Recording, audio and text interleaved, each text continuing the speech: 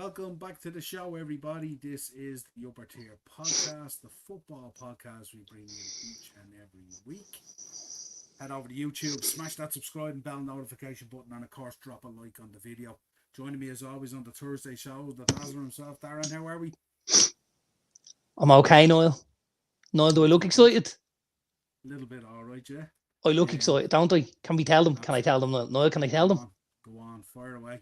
Tell them why I'm excited. I'll tell you why I'm excited. Fabrizio Romano. Here we go. David De Gea to Italian club Fiorentina.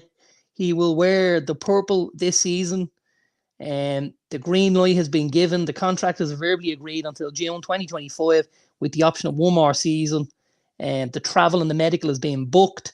The deal has been done by the Spanish agent Jose Lorenzo and Jose Carlos, with some Italian intermediaries from GG11 with Fiorentina. De Gea is on the way back, and I am a happy man. Do you know what that means, Niall? Well, you know what that means, don't you? What? You know what that means, Niall? I don't. I'm trying to. Road trip. Fiorentina? Absolutely. It's a bit of a stretch, isn't it?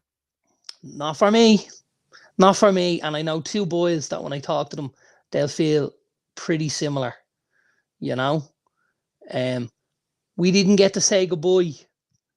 We'll go to Fiorentina to do our goodbyes if we have to. Big part of our club, David De Gea. I wasn't overly keen on how he was treated at United at the end there. United was a shit show, as you know, and it left a bit of a bitter taste in my mouth, especially for a guy that's been there and did more than anybody at one stage to put United back on the map and to keep them kind of where they were and stuff like that. He was a terrific servant to the club, and I'm not buying into but he was on this money, and I don't care. I don't care. There's loads of lads on big money that don't put in the shifts that the guy did, and I think I'll definitely be looking at opportunities, shall we say. I've just realised, because I've already started checking stuff, and I've just realised they are in the Europa League, in the Europa Conference League. So I mean, who knows? Could we end up getting a look at him against Shamrock Rovers? Could we end up, maybe he's going to have to make a visit to England for a game? We might do a European game. There's options, there's options. Or maybe we'll have to go to Florence or to Fiorentina and see it. Now, getting in now with Fiorentina is not very easy by the looks of it. Aer Lingus don't fly in there. It's that other company, the lads I don't like. Yeah. They do a flight to Pisa. Not sure whether that'd be high on my bucket list, if I'm honest. But listen, we'll find a way. Well, anyway, apologies, folks, for being late. I had some audio issues, which I don't normally happen, but I get the place clean here today, so I must have done something. Tell the truth. You pointed the finger at me first, and you were like, "No, it's you, it's you." And I was like, said, "Check on your end." You couldn't hear what I was saying, so it doesn't matter. Listen. You were giving it to me in the ear hole. I was like, I haven't done anything wrong here, but I'm glad you had. I'm glad you held your hand up there. I'm glad you held your hand up. Fair play to you. You're great. Hopefully we'll keep you. I've never passed the blame. Right, let's get into chat first of all. Jordan's in. Big up Jordan. All the way from Daz. Good man, Jordan. Hey, Daz. Pretty quick. Rolmy's in as well. We had a good wrestling show last night as well, Darren. It was great crack with the lads. JP's back in as well. Where's the Gea gone to? Fiorentina. Baz is in. Captain Caramel. Hey, Baz. How are you, buddy? Good to hear from you, pal. The boys are saying they can't hear me. Oh, you can hear you. Interesting. This is weird. Lads, let me know if the audio's all right. Hi, Niall and Dazzler. Big up, Doug. Is Dazzler extremely worried about United's injuries? Not at all. Not at all, Doug. I'm kind of at peace with what's going on at the minute. I understand there's a process. I suppose we'll have to see what happens before the end of the window. Hey, Joanne. There's obviously plenty of times for moves to be made before the end of the window. Obviously Hoyland is out short term. We have thankfully Xerxes. In he should be ready to go. I would hope for Sunday, even for a spot on the bench, and probably to start against Fulham. And then obviously we have the boy Yoro, who was out, and that's it. That's a bigger injury for us, because I think he probably would have started the season in the centre back pairing for us. But listen, teams are going to get injuries over the course of a season. I won't be getting too worried over things like that. I think we're building a squad that's hopefully going to be a little more robust and durable than it was last season, and that's all we can do, you know. They're saying my audio is low. You sound pretty good to me, Niall. Just saying. Romy always hated him because he was a former Atletico goalkeeper. That's a bit harsh, Romy, isn't it? Jesus. Big up, Doug. I found the predictions league. Will send you with the pin when set it up, but Super is still as well. JB is saying audio is bad. Baz is saying my audio is low. Let's see. You keep on chatting away there, and I'll just play around with some stuff and see what happens. Oh, you can keep talking, Niall. Throw me up a few comments and I can go through them there. Just to give me something to do. People that want to hear me ramble on, I assume. Don't know where they would. Looking forward, obviously, the championship is back this season, lads and lassies. That's a big one. And obviously the Community Shield then on Saturday. I was a bit perturbed to find out the Community Shield was on Saturday now. That was a strange one for me. Is this the first Community Shield we've ever had on a Saturday? I think it must be. Has to be. The traditional kind of 4 o'clock slot on a Sunday. I don't know whether this is because... The only thing I can think about is this because of the closing ceremony at the Olympics? Possibly. I'm not 100% sure. It's the only reason I can really think of as to why we would be playing the Community Shield on Saturday at 3 o'clock and not Sunday at 4. Am I right? Yeah, absolutely. That's the right. That's any better. Let me know if that's any better. Niall is quiet, Dazzler. Yeah.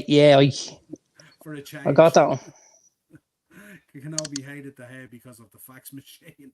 A poor old fax machine, I'd say, got bounced around like LeBron James. Thoughts on SummerSlam, Daz? It was off the chain, pal.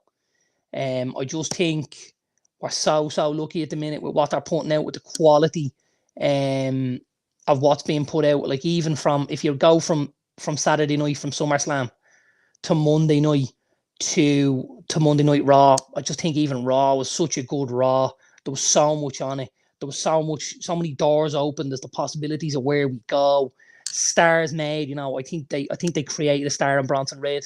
I really do. I think it was a brilliant the way they did it, with the attack on Seth Rollins and stuff like that. I don't know whether you've seen any of the reasoning behind this, Niall, have you? Haven't. So the reason behind this attack is supposedly that when they went to Elimination Chamber, Seth Rollins was supposed to face Bronson Reed, because obviously it was in Australia, but Seth Rollins was injured. Bronson Reed got pulled from the match, and the match didn't happen, obviously. And this is a revenge attack, but it keeps continuity with the storyline, which I think is brilliant. You know, that he's aggrieved because, you know, he didn't get to perform in front of his fans and stuff like that, his home fans and all that. So yeah, I think that's great, to be honest with you. I liked it. Let me know if that's any better now, lads. I had a bit of messing around there, so let's see. Still the same. Can hear Dazzler. On, but yours is still low. Let me know if it's a bit higher again now, folks. Let me know. But anyway, let's get into it. Let's get into a Community Shield preview. So let's talk about that. Obviously coming up. I wish I was a part of it. I do love the Community Shield. But yeah, thoughts. Give us a breakdown. What do you think here? I suppose, like, great to be in it. I think at one stage it certainly didn't look like we were going to be involved, other than the fateful day in May against City in the cup final. We put in probably our best performance of the whole season almost to win the FA Cup. So delighted to be there. I think it's nice to have the Manchester derby and stuff like that. Again, I think as the guys mentioned, I think for me, this is about getting minutes in the legs and getting out unscathed injury-wise. The result for me doesn't matter in the slightest. Would I like to win it? Absolutely. But if we're beaten, it really doesn't do anything for me. The real business starts on tomorrow week at home on the Friday night football to Fulham. Really looking forward to that, Man once said there's no such thing as friendlies.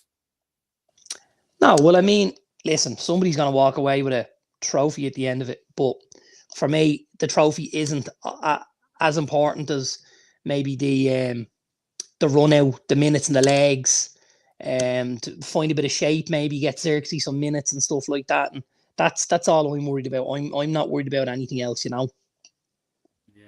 absolutely. A lot of injuries there that you're dealing with at the moment. Apparently, Ten Hag was talking today, and he was saying there's Shaw as well, and Maguire also dead apparently for this. Yeah, like, two lads obviously that spent an awful lot of time on the injury table last year. So it doesn't look like a lot's changed just yet. Shaw, I think probably it wasn't the right decision for him to go to the World Cup. Or the Euros, sorry. I think obviously him going to the Euros meant he put an awful lot of stress and strain on the body and didn't maybe get the downtime he would have liked and stuff like that. Maguire has had the downtime, so if it's an injury he's picked up, it's unfortunate, I suppose. But in pre-season, I think you're going to pick up these knocks and niggles, aren't you? Yeah, absolutely. It's going to be an interesting lineup from both teams as well, because obviously both teams affected by players playing in the Euros and coming back late, and obviously players playing in the Copa America and coming back late as well. So a lot of those players, they may or may not risk as well, only after being absolutely this week. And it's not worth it, especially with the league kicking off next Friday. I personally don't want to see Alessandro Martinez in the squad. I think obviously with him being sort of our best centre back and us relying quite heavily on him, I think it's important that we get him on the pitch next week against Fulham. I think Saturday's a nothing game for me, as I said. I think I'd prefer to see Martinez at home doing fitness work with the coaches and stuff like that. Just go out. If we to put Evans and Lindelof, whoever it is in, as I said, I'm not too worried. It's all about being ready for next Friday night and getting 3 points on the board against Fulham and getting the ball rolling. That's something we've struggled with over the last couple of years. We've had bad starts and we haven't been able to kick on. So I think we need to try and remedy that. I'd love to see us go 3 or 4 unbeaten, just to try and get that, build that confidence back up and stuff, What do you make of his thoughts on the new ref, Dazzler Gillette? Is he Australian or from New Zealand? I presume Daz was saying. I've no idea. Haven't seen anything on it. No, absolutely nothing. Mark is in. He says, "Evening lads, cuz you should do this every week because Baz has commented 4 times already." Atta boy, Baz. Name's not Baz Markey. It's Captain Caramel to you. Mark has a conspiracy theory that Baz just does one comment, "How are you lads?" and then heads off and plays the PlayStation for the rest of the night. Really? Yeah. Mark, I don't know. A few weeks ago. I don't Did think he? does either. Yeah, not at all. Not our Baz. Baz a good lad. What's he playing? What are you playing on the PlayStation even in the Baz? Give us a shout out. What are you playing? It'd be always either FIFA or the wrestling. Would it, yeah? Yeah, always FIFA or the wrestling. They're the go-tos for him. Good man, Baz. I like it. Joanna's going for a Man United win. Can't see City winning it. I don't know. I think City have had a couple of decent performances in pre-season. Now listen, I don't think anyone's going to celebrate a victory over Chelsea, but I still think they've put their best foot forward in a lot of the games. Pep and Ten Hag remind me of the Basham brothers. Basham brothers, there you go. You could throw Slot in there as well somewhere. There you go. Acers is going for a City victory. Surprise. Yeah, listen. I'm okay with that. I'm fine with that. As I said to you, a defeat, but getting minutes in the legs and getting some performances from certain players will be way more important for me than just getting a hollow victory, shall we say. There's more to be gained. Give us a prediction, folks, as well in the chat for the Sorry, if that's true, apparently there's been another offer for Eddie Nketiah, 32 million. If someone's offered 32 million for Eddie Nketiah, put him on your back and fucking swim him there. And glue Reece James or Reece, what's it, Reece Nelson to his side as well. Jesus. Where's big up Mark? Jared Gillette from? No idea. I haven't even heard of this. Dazzler taking the podcast over. I just want to see the future Galactico Manu. I think you're gonna struggle to get him out of Manchester, if I'm honest with you, Rodney.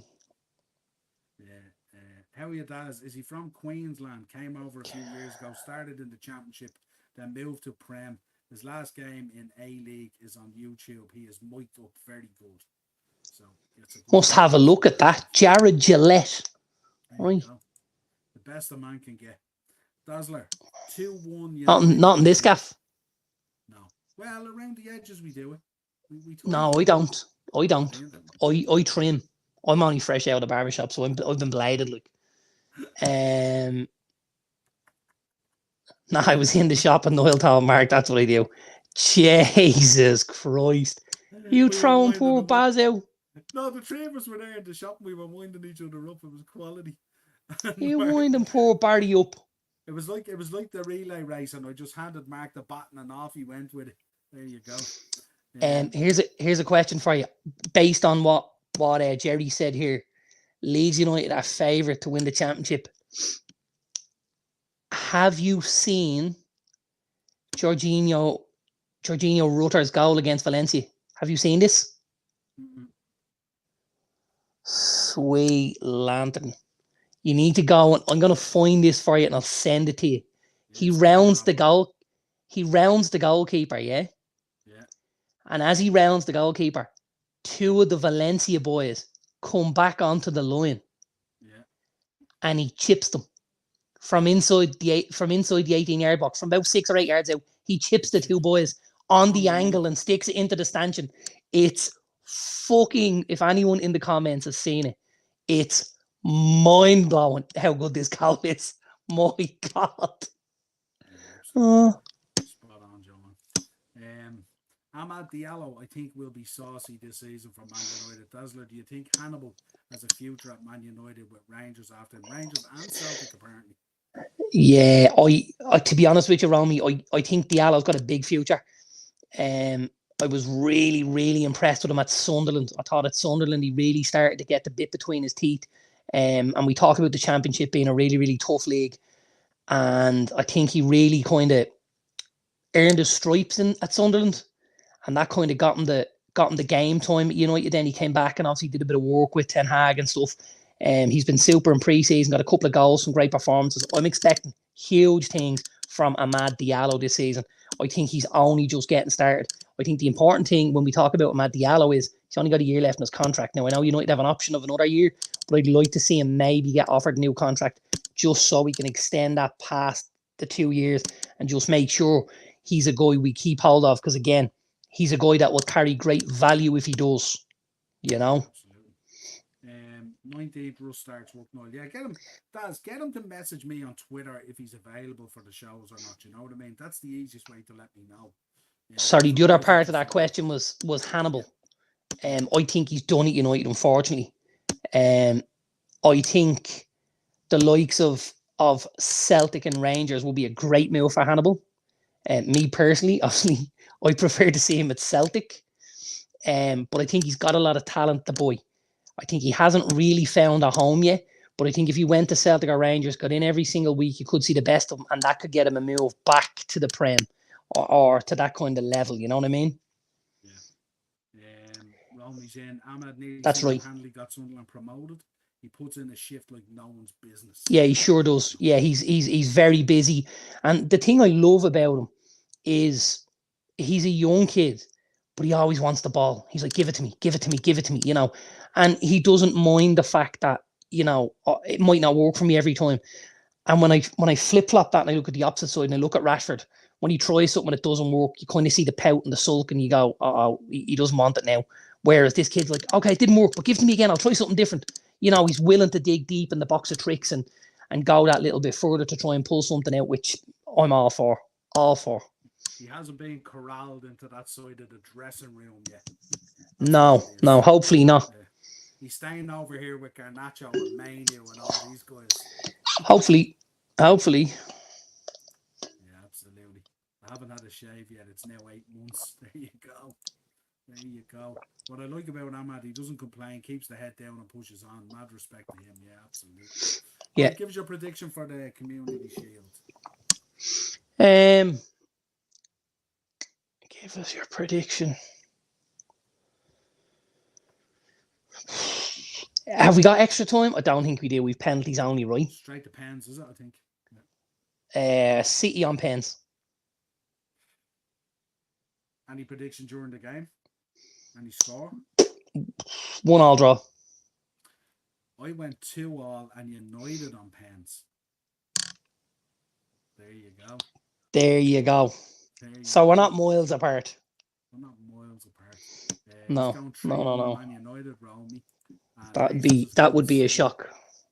He's gone City and over 3.5 goals in the game. Maybe.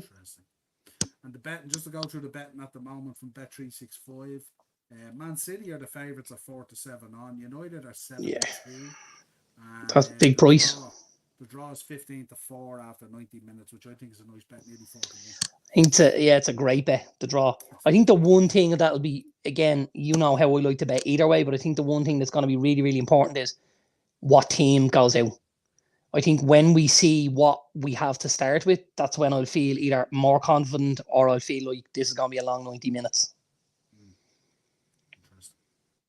Interesting. Right, let's talk a little bit about some done deals. Let's some news and some done deals and all that kind of stuff. Always good to talk about them. Haven't heard any updates today on Zubimendi for Liverpool. I'm trying not to talk about it and get excited because apparently Real Sociedad are trying to convince the boy to stay. Apparently we're going to meet the release clause and all that kind of stuff, and let's see what happens. Yeah, but let's talk about some sort of news out there at the moment and stuff like that. United switching ranks, looking at Burnley's Sander Berg, looking at somewhere in the region of $100,000 a week. What's your thinking on Sander Berg? This is the switch from Ugarte, isn't it? This is the switch from Ugarte, yeah. PSG obviously not looking to do any business at a certain level. Ugarte looks to be off the map, really, going by their prices. I'm actually okay with the boy Berg. We've spoken about this kid before. He's a very, very good footballer, this lad. I think there's two major things I like about the deal. I'm really comfortable at the price level. Like, it looks like it's going to be 25 million, and that includes the add-ons. Like, that's a meager fee is the way I would describe it, especially for a lad who has Premier League experience in the last couple of seasons under the likes of Sheffield United and Burnley, and might I add, was a shining light in the Burnley team that went down last season. Was one of their best players. So, like, I'm okay with that. I like the idea we're not being corralled into a corner by PSG over Ugarte. We're saying, no, it's fine. Keep him. We're not going to go to that level. We're going to make a move here. I think they've been quite clinical with how they've gone. They're going to say, right, we're going to go for this kid. He's a local-ish lad. He's proved himself in the league. Burnley's only a car ride from Manchester, so he's going to be pretty local. He may not even have to move house. Obviously established himself as a Norwegian international, and in the middle of the park, has some experience in the league. I think this is a clever signing. I think this is the type of signing that we've missed over the last couple of years. I think it's a clever signing. This kid was linked with Liverpool previously in the January transfer window, if you remember this, yeah? And we spoke about him. and he was a guy that we all spoke about and thought, this could be a good deal. This is, Tony Khan will show up on transfer deadline day in the neck breaks. Love it. Crystal Palace looking to Trevor Chalobah, 25 million deal to replace Mark Gahey, apparently. Yes. Yeah. Now, so I think one thing, and this might help any of the any fantasy football players out there. Obviously, at the minute you're looking at your centre back pairings of Palace are going to be Anderson and Gahey. Well, just at the end of last season, I think it was one of the very first deals done. Palace signed a boy from Real Betis, an ex-Barcelona kid by the name of Riyad Shadley, and looks a really good prospect at centre back there. So they've added a centre back, and I think on the back of Gahey leaving, then I think Chalobah could come in. I think it's very like for like, is what I'd say. I think if I look at Chalobah, he's got a lot of the attributes that I like from Gahey. He's quick. He's aggressive. He can play with the ball out with his feet. You know what I mean? I think there's a lot to like about that. And if I'm Crystal Palace and Mark Gahey's leaving the building at 65 million and I'm bringing Chadley in at 15 and Trevor Chalobah in at 25, I've two for the price of one and I've 25 million in my bank account, which allows me to go and do something else somewhere else on the pitch and help Oliver Glasner. I think it's good business, to be honest with you. And you're looking at Chalobah as well. There's no upheaval around. Like, he's a London boy. Exactly. He's a London boy. He's proven in the league. Absolutely 100%. I think it's clever. I have to say, when Chalobah came into that series of matches with Poch last season, I thought he was very impressive. I thought he was one of the shining lights in the team. Yeah, absolutely. I would agree. I wasn't adverse to him coming to United. I was absolutely okay with this, as I mentioned a number of times. I think he's young, he's English, he's athletic. He's good with the ball at his feet. I was fine with this lad. So I think for Palace, it's a really good signing if that can get done. Yeah, absolutely. Romy's in. Chelsea are foolish selling Gallagher. They'll regret it, like Jorginho and Havertz. I don't know.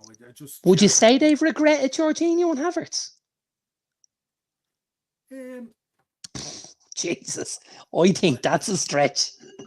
Maybe a little bit of regret towards Havertz, maybe since post-Christmas, post-January, the way he finished out the season in the last 4 or 5 months, moved into that different position and was very impressive. Would I say regret getting 65 million or whatever it was from? Probably not. I don't think so. Yeah, I think on those three, I mean, obviously it's easy to look at both of them and go, yeah, Arsenal are doing pretty well and stuff like that. But, again, I don't know. I think Havertz overachieved slightly at the end of last season. I don't necessarily see him as a big part player for Arsenal, me personally. And I think Jorginho, again, is on the periphery. Do you see him maintaining that role this season? Because I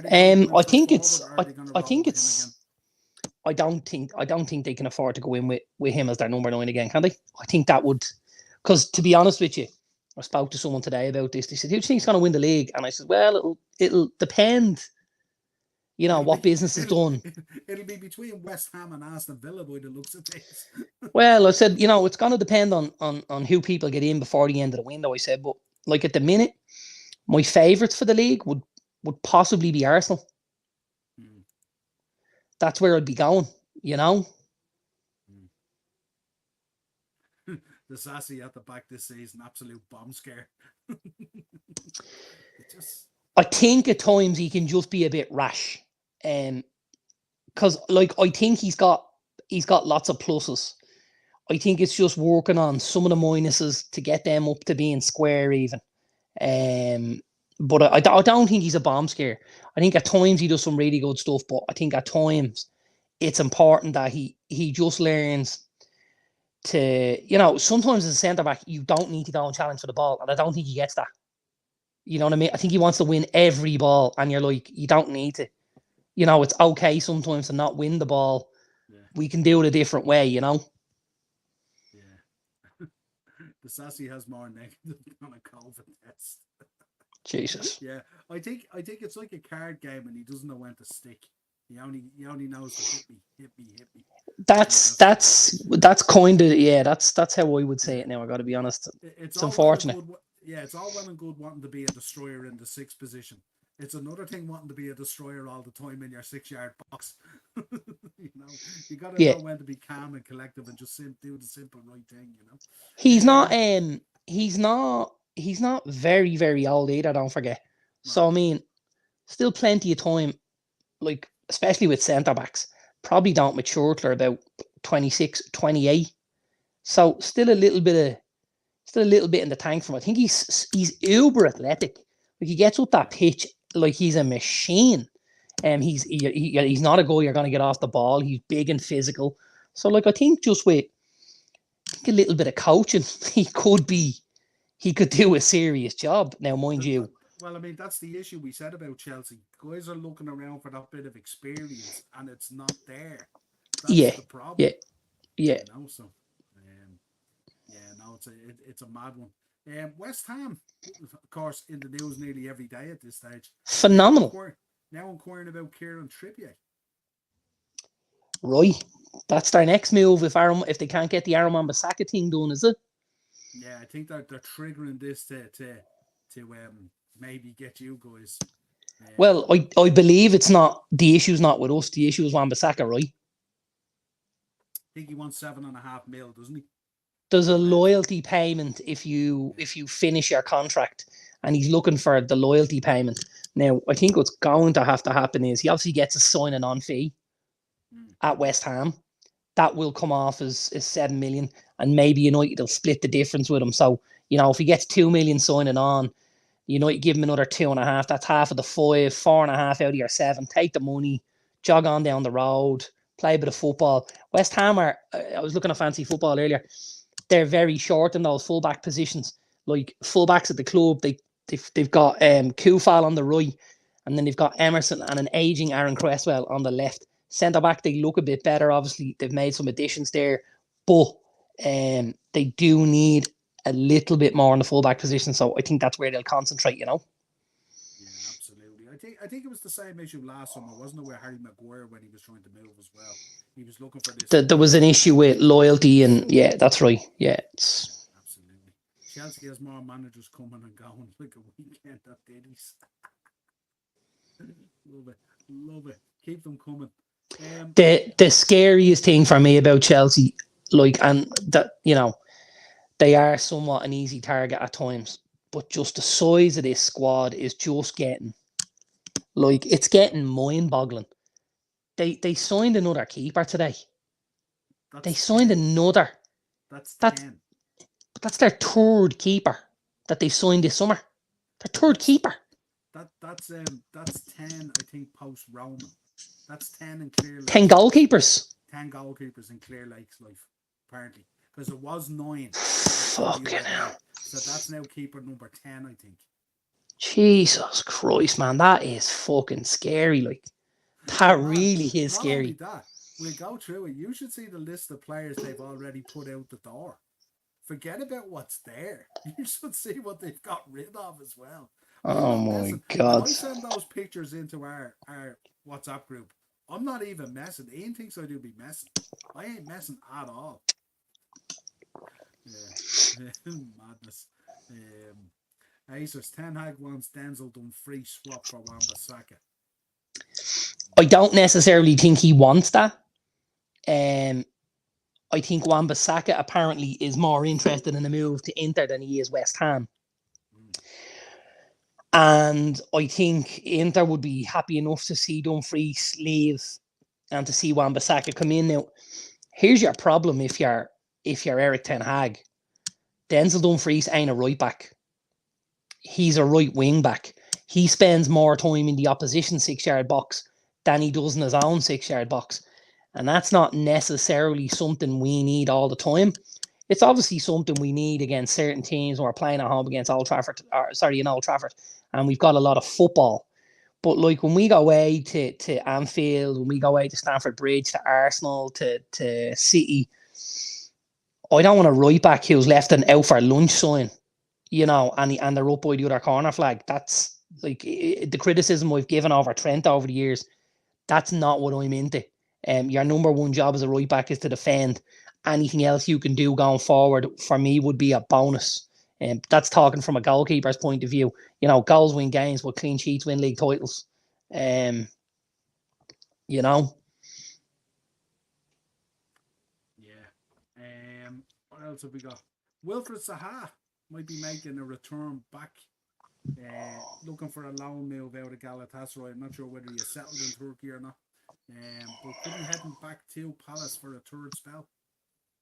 Oh, I think that'd be great for him. I think it'd be great for Palace because obviously they could, you know, with Elise going, you could bring with Elise going, you could bring Zaha back and allow him to fill the void, so to speak, from Elise.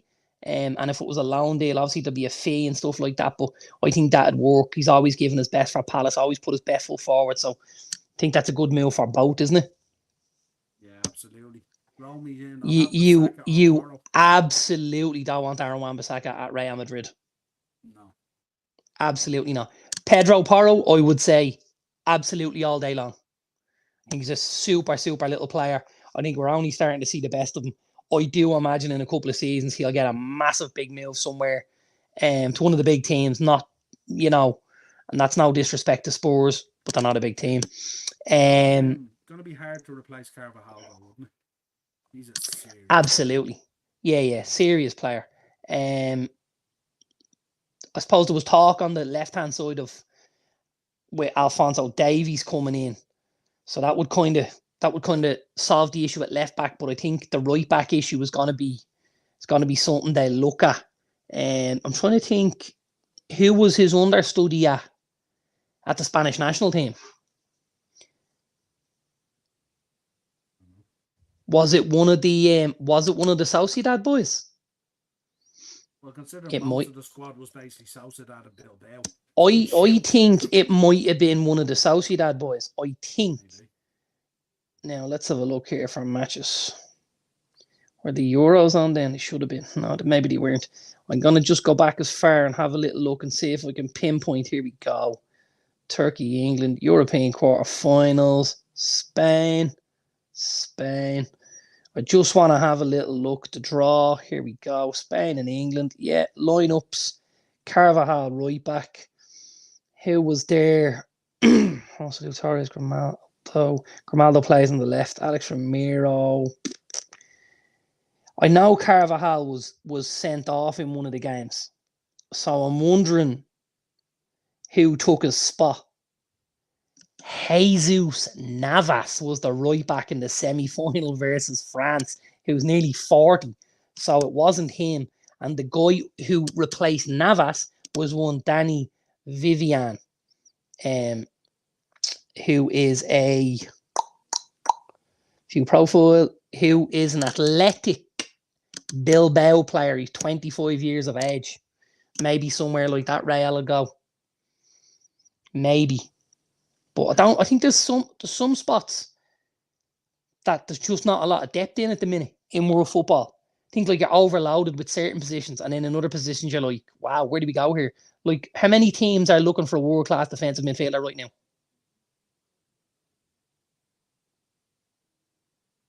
Most teams 5 don't have Rodri. Right? Yeah, absolutely, yeah. 100%. Wanted to get your thoughts, yeah. Trent to Madrid. They're even joking about it on the stairs in Liverpool at the moment. Our back line is 10 after Nacho leaving, yeah, absolutely. 100%. Was that not did you not sign a centre half, Romy? Thought you signed someone. Did they not sign a centre back? I swear they signed a centre back. Maybe they did. He can let us know anyway. Yeah, Romy will tell us, yeah. Yeah, I wanted to get your thoughts on this as well. Endo Fernandez potentially being made vice captain at Chelsea. You brought it up the other night in the chat. Strange move, no? I thought so. I don't think it was received so well all round. But for me, I thought it was a little bit nuts. For me, and again, you know, we have to be careful. We're not taking anybody's character and innocent until proven guilty and stuff like that. For me, it would have been the equivalent of us giving the captaincy to Mason Greenwood. That's the Manchester United equivalent. Yeah. One is racism. One is one is GBH, probably something to that effect. Like, I was baffled. I was absolutely baffled to read it. I have to be honest. Yeah, I think the next one in is Berg. I think Sander Berg, the lad at Burnley, 6'4", Norwegian, plays a bit of football in defensive midfield. Really good engine on him, and something I spoke to Andrew about actually, will give us a presence in either box, because I think at times we struggle in both boxes, one to get out and one to get in. So would give us some well needed support there as well. Tottenham trying to sign Dom Solanke at the moment, a guy we praised all last season. Big Absolutely boost for him as well. But it's hinging kind of on this Richarlison situation. Apparently he's turned down this big move to Saudi. Doesn't want to move there at the moment. Doesn't feel it's the right move for him at this stage in his career. And you know what? Like, to a degree, I like that. I really do. I like that he's not saying, I'm just going to take the wedge. I'm a bit too young for that. I can take the wedge when I'm 28, 30, no problem. I'm not necessarily at that stage in my career, and I don't need to go and do that just yet. So I'm fine with that. But I certainly understand. Well, there's about 20 million reasons why. Romy, because Alvarez was, Alvarez will top out at about 84 million euros, which is huge money. And I think the fee being muted for Solanke is about 65 million euros. So there's about 20 million in the difference. And to be honest with you, like, if I need a goal scorer, a number 9 in my team, and all things are equal, and you offer me Dominic Solanke or you offer me Julian Alvarez, I'd probably take Dominic Solanke as well, if I'm honest. Would you really? Yeah. Yeah, I don't think Alvarez is an out-and-out 9. I don't think he's an out-and-out 9. I don't actually know, and this is one of the reasons I think Pep might have been okay with letting him go. Obviously there was the transfer fee, and I mean, if they bought him for 14, so if the deal makes it to 84, they've made 70 million profit on this kid. So, like, that's such an easy deal to do. And I think, to be honest with you, like, at times it's tough for him to command a position to command a place at City, because he doesn't have a position. Like, Haaland's your 9. He's not getting in ahead of Haaland. Like, if he's fit, Foden's gonna play, De Bruyne is gonna play, Rodri's gonna play. All of a sudden, you've got 4 places in that front 6 nailed down, right? So if you got Rodri, Foden, De Bruyne, and Haaland, you've only got 2 other spots. The 2 other spots are mainly wider. Maybe Bernardo Silva and a Jeremy Doku, or a Jack Grealish, Oscar Bob. I don't necessarily see Alvarez working in those wider positions, because I think, I think he's not a guy that's going to go buy someone and whip a cross in. And, well, they tried it, didn't they? They tried it to the point where they frustrated him last season. Yeah, so I think they did the right thing for themselves and for the boy, if I'm honest with you. Yeah, well, I think what they did was they tried it. They realised it didn't work. He was totally frustrated towards the end of the season. You could see it in him. Yeah. Because he was dropping stinkers, and he's a very, very good player. So absolutely. It was obviously he wasn't happy in that position. Tony is a steal at 40 million.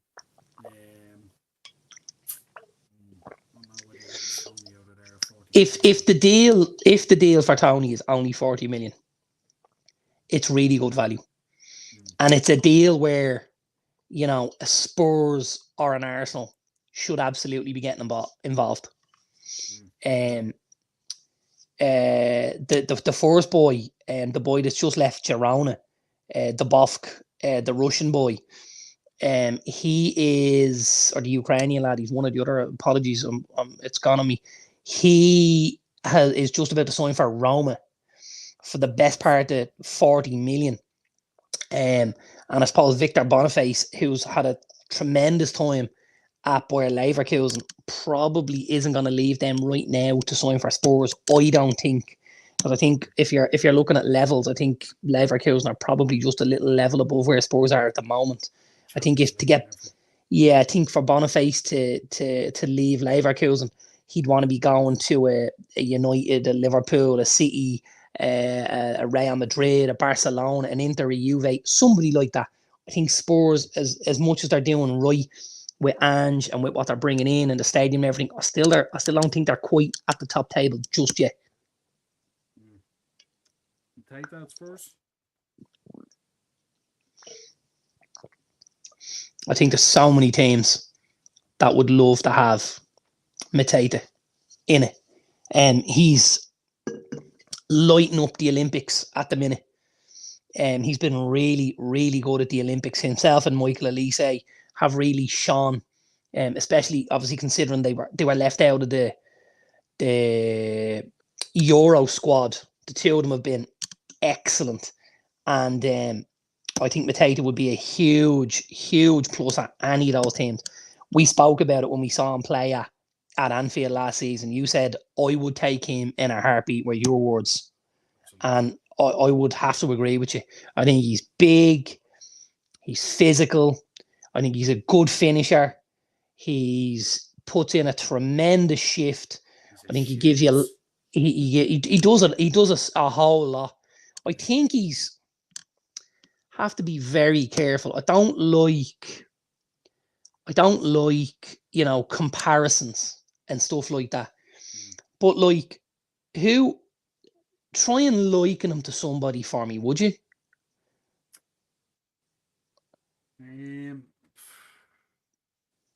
Like for me, a more athletic version of Heskey or something. No. Like I'm even looking at the man on the other side of the picture. You know, a Haaland type. You know, that big physical presence, but will run the line also, and is a good finisher. I think the one thing he has on Haaland is his work rate and his link up is much better. Yeah, he's not as and I hate to use this when I talk about Haaland because he's unbelievable, but that kind of one-dimensional way of absolutely, like, put the ball in the back of the net. He's just better than everyone. But in terms of, as you said, overall production in the team, I think he would be, if I think about it, Haaland can't play every single game of football for Manchester City. He can't. And generally speaking, when Haaland didn't play, Julian Alvarez took the 9 position. If I'm Pep Guardiola now, and somebody's just given me 84 million, I'd probably go to Crystal Palace and see how much it's going to cost me to get Mateta out. And I have a Haaland and a Mateta. And when one goes out, one comes in. But they can do a very similar type of job. Because for me, I think if you put Mateta in that Man City team, he scores as many goals as Haaland does. And maybe you get a little more rounded play from him. Yeah, great shout there from Roby Yakubu. Yeah, absolutely. He's SA will be Alvarez. Possibly. I still think it leaves him a little bit light though. Because I don't believe Eze is going to go in and play as a false 9. You know, I think, and we know Haaland at times can carry an injury every now and again. He's a big lad. It's very easy to pick up injuries when you're that size. But I would imagine they'll want a goal scorer and some sort of a midfielder. I think there'll be more than one coming in at City, if I'm honest. Yeah, it's going to be interesting because the clock is ticking. We've got 3 weeks. 4 weeks at this stage. So yeah. Quite enough as it is. Is it the 8th? No, isn't it the it's the 31st or the 1st? It's the end of this month, isn't it? I thought it was the 8th, but I could be wrong. Yeah, no, I think it's something tells me either the 31st or the 1st. I think it's really quick this year because we were complaining about it, remember, because of the Euros and all. Remember, we were saying that's giving you no time, really. 30th of August. There you go. Remember we spoke about it on the show and we said, like, the Euros is only finished. Players will only be coming back and this will be slamming shut. Like, it's the window closes 3 weeks tomorrow. Yeah, there you go. There's Teams need to get it. so much, other than Chelsea, there's so much that needs to be done. Absolutely. There's so much. Yeah. The gem of Yeah, Crystal Palace has a scary it is. yeah, absolutely. And I think there's a couple of things you've got to talk about there. When you talk about Palace, obviously their recruitment, but then also what the boy Glasner has been able to get out of them. Because don't forget, Patrick Vieira and Roy Hodgson weren't able to get the type of tune out of Crystal Palace that this guy is getting. So he's a really top manager. But they do have, there's a lot of gems at Crystal Palace at the minute, and that goes right the way back from the goalkeeper all the way to the strikers at the front of the pitch. There's so many good footballers there. Yeah, absolutely. What did you make? Also, folks, make sure you're liking the video as well. There's a lot of likes not happening these days. We need a lot of likes on the video. All you do, exit the chat, go in, like the video, come back into the chat. It's all good. What do you make of this Moreno situation with Arsenal? It seems to be dragging out a bit, doesn't it? Yeah, it does. Is this what I spoke to you earlier about, the kind of Mendy situation and Moreno and Oh, all this kind of stuff? I don't know if Sociedad will want to lose both of them. Now, I think the problem is if Liverpool meet the release clause for Zubimendi, I think then the issue is Sociedad look and go, well, we don't want to lose Moreno as well. Right? Whereas if Liverpool aren't going to meet it, then they're going to try and get as much money as they can from Arsenal for Moreno, keep Zubimendi, and still have money then to run the club and stuff like that, because they are generally a selling club. They'll pick guys up and bring guys in at a much lower rate than they will let them out at. The thought, I mean, of if I'm a Sociedad fan, the thought of going into the season without my defensive midfielder Zubimendi and probably my number 8 Mikel Moreno is a little bit daunting. Like I might have, yeah, I don't think you'd mind, Ari. You might have 100 million in the bank for the two of them, but you've got to replace an awful lot there. Like Zubimendi is the shield. He sets the tempo and stuff like that. Moreno is very, very busy around that midfield. He's very robust. He also adds goals to the team. So, like, you're losing a lot with two footballers there. You really, really are, you know? Yeah, that PSR and FFP and all has created quite a conflict within the transfer window, isn't it? About what you can get out and what you can get in, and how it affects it all and stuff like that. And it's so, like, at the moment for me, the transfer window is such a game of chess. Such a game of chess. Yeah, well, I mean, the issue seems to be for a lot of clubs, we have a number of players that we can deal with and that we can marginalise, and the rest of the squad we build up from the younger players in their academy and stuff like that. But we have a core of how many players? Now, if that means we've 2 right backs, to bring a right back in, we need to move another one out first. So everything is that domino effect. If you look at it at the minute, it's obviously happened to us in the right back position. We're waiting for Wan-Bissaka to leave so somebody else can come in and fill the void. And I think it's something similar in midfield. I think we'll probably do a deal for Berg without one of the others going. But I've no doubt when Berg comes in, we'll see Scott McTominay or Casemiro or both come in. Or, sorry, leave. Yeah. You know? Absolutely. I've just got 2 more for you that I want to touch on. Yeah, absolutely. Obviously, we wanted to look at what transfer business clubs have done. Might save that for next week as part of our prediction show or something, you know? Cause, go ahead if you want. I don't mind. Yeah, well, we might do 1 or 2 maybe. We'll see. Just on this, Armando Broja looking to have a meeting with Maresca this week about his future at Chelsea. Absolutely. I think his future is elsewhere, do you? I think his future looks about as grim as a Yugoslavian tour operator. I think he needs to get out. I think there's so many in the line ahead of him. You know, obviously you've got Jackson Martinez. If they decide to play Christopher Nkunku as a 9, Raheem Sterling has done a job there for them before. The big boy Samu, who was just coming in yesterday, they're all ahead of Broja on the list. So for me, Broja needs to have his meeting with Maresca, have it as quick as he can, and give himself 2 to 2.5 weeks to find a home for this season. Yeah, because I think like we were starting to see glimpses of Armando Broja when he went to Southampton. Obviously got the winner against us at Old Trafford. Looked super that day. Can anyone tell me what he's done? Can anyone tell me what he's done since that day? Very, very little. And this kid is whittling and wasting away a lot of his career under false promises maybe at Chelsea, and under the promise of a new manager. It's same new manager, same story. Get out of there, kid, if you can, and rescue yourself. Lukaku holding on to the 300k at Chelsea like Megan Thee Stallion.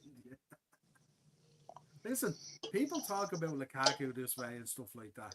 I'm telling you now, if any of us were Romelu Lukaku, we would be doing the same thing. This is a crutch that Chelsea have created for themselves. And for me, that's it. I can't say any more on it. Two quick ones then. Coca-Cola under a little bit of fire at the moment with the Olympics in relation to the overuse of plastics and cups and stuff like that. They were supposed to be hitting their eco levels and stuff like that, and it was supposed to be the most eco-friendly games, but it looks like that's in doubt now. Right. Put it in there. Just put a side ball in there for you. The other one I wanted to finish up with you on is the tennis one. Novak Djokovic. I drink Prime. Fuck Coca-Cola, baby. I drink Prime. There you go. All recyclable and everything. Yeah. And Novak Djokovic donating his winning prize money at the Olympics to humanitarian causes. Nice touch by the lad. He doesn't need money. He is an extremely wealthy man, and I think, from what I believe, his Olympic winnings would be under 100,000. So, that's probably something akin to a day's work for Novak. But to be honest with you, I was just delighted to see him get his gold medal. I think it's something he set his mind on a couple of weeks ago. Obviously, he hurt himself at Roland Garros at the French, and he kind of went through the difficult time. He couldn't get over Alcaraz at Wimbledon and stuff like that. But I think, I'd agree, Romy.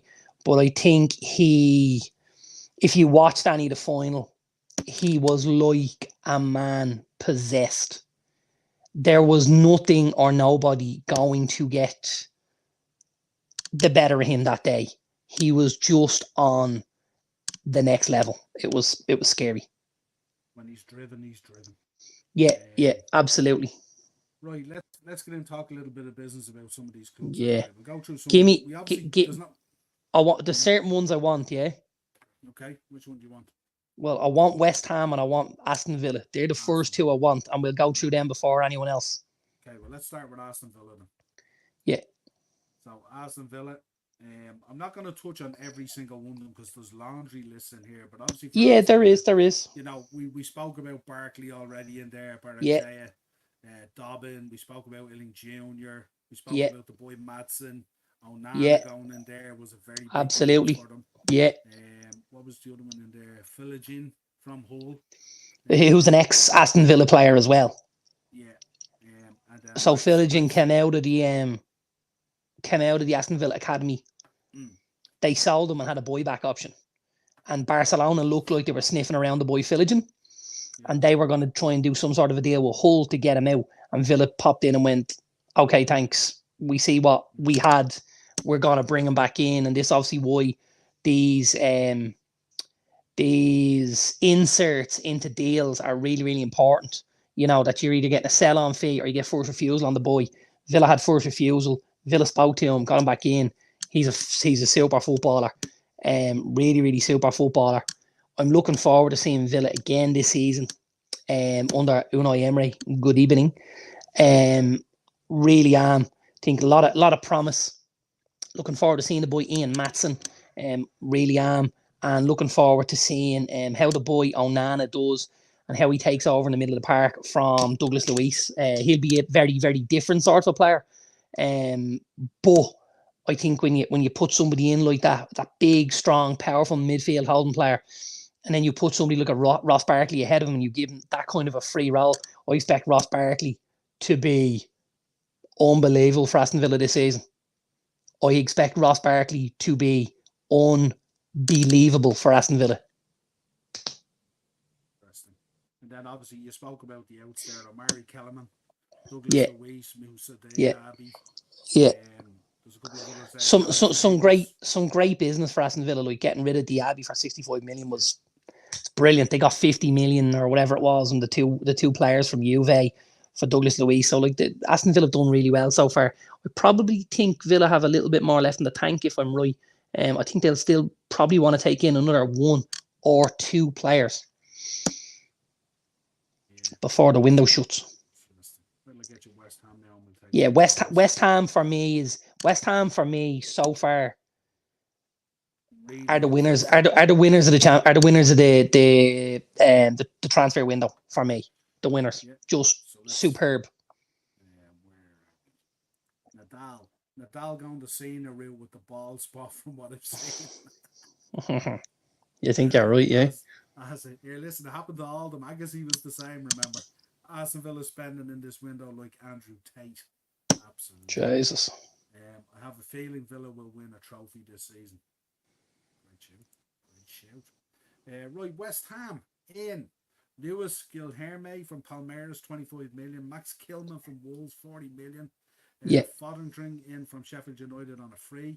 Somerville in from Leeds. Fulkrug in from Borussia Dortmund, 27.5. And Rodriguez in from Betis so far. Yeah. So, do you want me to give you the outs first? No, not just yet. But that's that's addressing so many areas there. Obviously Fotheringham's gonna come in. I think Lewis Fabianski is probably, pretty close to the end of his days. If he hasn't left already, is he on the out list?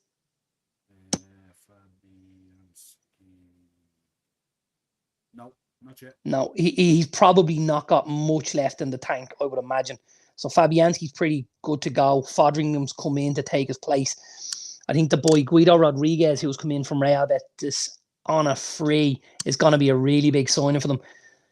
If you remember back last season when they spoke to David Moyes, they asked him, what's the biggest difference between your team last season and this season? And his answer was Declan Rice. I think the boy Guido Rodriguez is going to fill that Declan Rice shaped void in the middle of the West Ham team. I think he's going to be phenomenal in there. There's a lot of clubs sniffing around Guido Rodriguez, and Barcelona were on the lookout at Guido Rodriguez to try and nab him as well. So this is a little bit of a coup for West Ham. And then obviously if you go in, Max Kilman, it's somewhere West Ham looked at last season. They looked at Harry Maguire. Max Kilman was a guy I've waxed lyrical about. I saw him play for Wolves against United at Old Trafford, and I was like, oh my God, this kid has just got everything. Max Kilman's a big kid.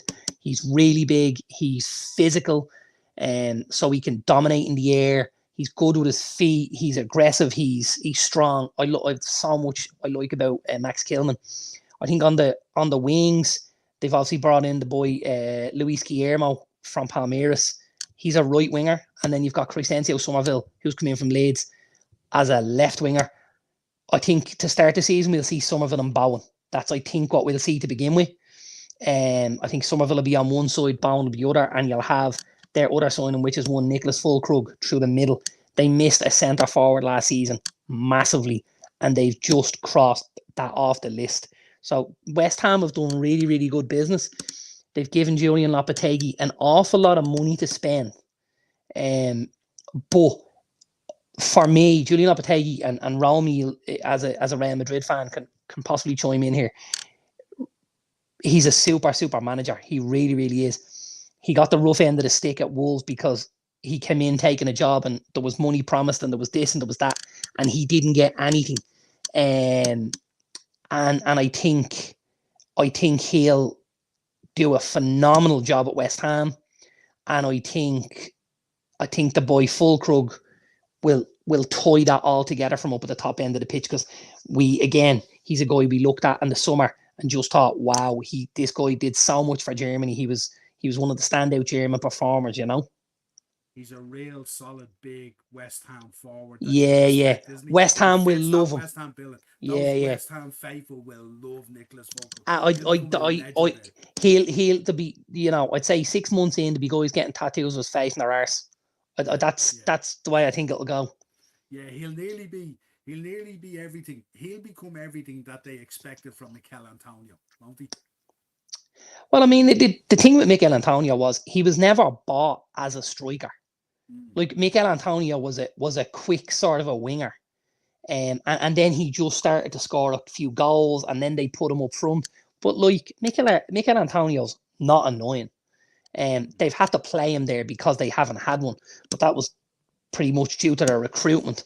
Like they now have an out and out number 9, flanked by Jared Bowen and flanked by Crescencio Somerville. You go back into the midfield, then you're probably gonna have Alvarez, Rodriguez, and the boy Paqueta. Like that's superb. You go further back, then you've got Max Kilman and Kurt Zouma, and then maybe you've got someone at left back, and you possibly have Wan-Bissaka, and then you've got Areola. It's a really solid team for West Ham. Don't be surprised if West Ham are looking at those sort of European places again this season. Those 6, 7, 8s. That's where West Ham should be aiming for me. Absolutely, yeah. Lots of outs as well, lots of releases and stuff like that. Ogbonna's in there, which is probably the standout one on the list, apart from said Berahama, to Leon for 13 million. Yeah, a lot of them just released out the door on phrase gone, yeah, which is not surprising. Anyone else you want to look at before we wind up? I think like from the rest of us, the only ones that have done enough to warrant having a look at is Chelsea, but that's gonna get silly then, isn't it? Yeah, maybe we'll save Chelsea for next week because we'll probably sold another 10 and bought another 10. And I think Chelsea can only be done after the window's closed, to be honest with you, because they are. I like it though, Romy. I like that they're backing Lopetegui. Like they screamed for, we want a really proven manager. We want a world-class manager. Okay, we'll give you Julian Lopetegui. We know he's a world-class manager. We know he is. He's won trophies in the past and stuff like that, and we know he'll do a really good job. But I like the fact that they've gone and they've spent money while having the manager in place. It's something we talked about, obviously at Liverpool. Jurgen Klopp, for me, he wasn't backed. They had the manager. They didn't back him. Other clubs have managers. Don't back their managers. I love the fact West Ham are going and backing their manager. I wonder was part of Lopetegui going in there. Part of it was like he probably demanded it and said, "This is what I need. You have to commit to this." Oh, absolutely. Yeah, but I mean, the problem is, I believe the same thing happened to Wolves, and Wolves just reneged on it when he got there. Blunt, the exit was he was promised the sun, moon, and stars at Wolves, and he got a packet of potato and a fucking Mars bar. Yeah, absolutely. Well, as always, let's see one last comment. Don Perez nods his head in respect to West Ham. Absolutely. We all nod our heads for West Ham. Fun show. Next Thursday, folks, we're going to have a panel on, and we're going to be doing our Premier League predictions, top 6, bottom 3. Hold on. I didn't sign up for panels now. What's going on here? You're picking the panel. Panels? Jesus. Well, now, am I going to still have enough airtime? Because, I do a lot of talking. We need to... I was thinking of switching up. I might get you the host. Is this me, Julian Lopetegui moment? You promised me the sun, moon, and stars when I get there. You're going to give me, a sticky finger? Ian in the comments now reckons you're the host. So... you might be hosting next week's show. I'm definitely not the host. I'm technically inept to be the host. Don't talk to me about technical after tonight's audio crap. Well, I have to just give a shout out before I'm finished. Can I give a shout out? Go ahead. You can, absolutely. I have to give a shout out. I have to give a shout out. What's going on here? Hold on. Are you reading this? Well, clearly not. Exclusive. West Ham hijacked the deal for Jean-Claire Todibo, and its agreement done. Juventus had advanced talks to get it done weeks ago, but no green light for Nice, and now West Ham have appeared. West Ham, Jean-Claire Todibo. Fucking hell. As if by magic. That's just come up on the Fabrizio Romano chat about 10 minutes ago. This is Joe Hendry levels, isn't it? Say his name. Isn't it? Say his name and he will appear. He's got to That's the lose the way silk West Ham shorts, doesn't he? He has to lose the silk shorts. Yeah, Joe, absolutely. lose the silk shorts. Pal, will you? Jesus. Karaoke levels. Here's my shout out. You know, my son obviously plays football. My two boys, they play football. Brody plays for Malahide and Andrew plays for St. Paul's Artane. And we got confirmation tonight. They played under 17 major last season. And they finished third, but one of the teams that finished above them in the league have a Premier side already, St. Kevin's. So as St. Kevin's can take their place in Premier, that means under 18s Premier next season, which other than League of Ireland is the top standard in the country. St. Paul's Artane and my son's team will play in under 18 Premier.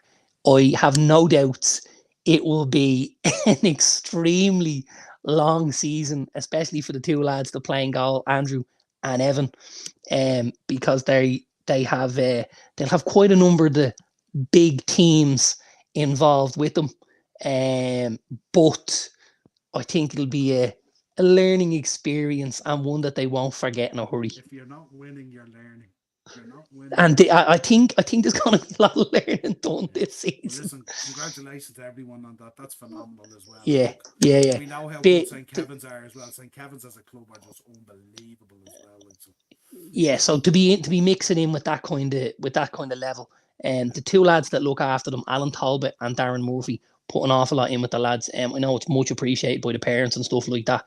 The hours and hours and hours that they put in with the lads and stuff like that. So congratulations to the lads. Best of luck in under 18 Premier. We'll all be there to support you. Well done, St. Paul's. And I know from my own history as well, managing under 18s teams is not easy. Not by any stretch of the imagination. No, absolutely not. Good luck with that journey, as they say. It's going to be a difficult season for you as well. I imagine so.